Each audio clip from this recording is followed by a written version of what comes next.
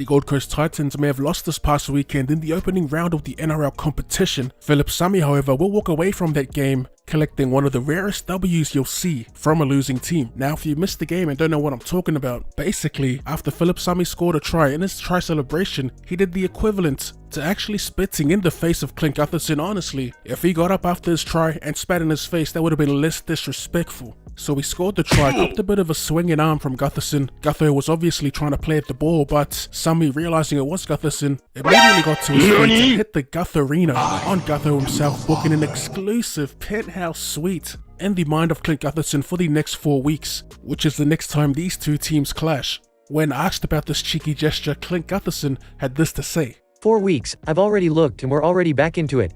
At the time I didn't even notice. I was just a bit annoyed that he'd scored and was sort of huddled up and looked up at the big screen, and I was standing next to Mitch, Moses. And I watched the try to work out how do we solve this and saw he looked back down on me as he scored, and I thought, oh no, he's disrespected me there.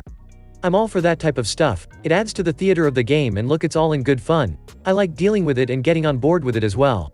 So obviously Gutho being a good sport about it, as expected, to be honest. Like he said, he's one to dish it out and he can take it as well. Now, I'm no betting man, but I'm pretty keen on Gutho for anytime try scorer next time these teams play each other, which is in round 5. There's always controversy, there's always mixed opinions when it comes to try celebrations themselves. A lot of pushback comes from the dinosaurs in the studios, but I myself eat this stuff up. Sports is entertainment after all, and what's more entertaining than players taunting one another after getting one up on their opponents? It's sort of like The Rock hitting Stone Cold with a Stone Cold stunner and vice versa. And I don't know about you, but I love that.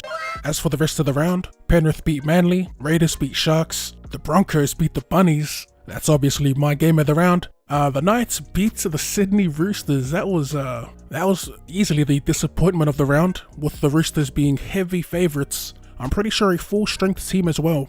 Just looked pretty rusty as expected. Well, wasn't expected from the Roosters, but it is round 1 after all. This is the only time they could use that excuse. The Dragons beat the Warriors. Melbourne escaped an embarrassing loss from the West Tigers, but it came with a hefty price. The Eels beat the Titans in the end, so Gutho did get the last laugh. But like I said, Phillip Sami living rent-free at the moment, at least for the next few weeks, in Gutho's mind. And lastly, a lot of people's picks for potential wooden spooners. The Bulldogs beat the Cowboys 6 points to 4. That game stunk. The biggest takeaway from this round for me was the Nathan Cleary-less Penrith Panthers pumping the near full strength Manly Warringah Seagulls, performing like reigning champions should, dominant. They look a class above the rest of the league at the moment. Like I said, take all this with a grain of salt. It is round 1 after all. We've got to come back in a few weeks to see how they hold up. But without Nathan Cleary, they looked bloody unstoppable. Now, I think we'll wrap it up there, boys. That's another episode of Odd Takes, done and dusted. As always, if you enjoy that and would like to see more Rugby League content or more content in general, be sure to run straight that like button. Subscribe to the channel if you're new. Thank you for tuning in, and I'll see you later.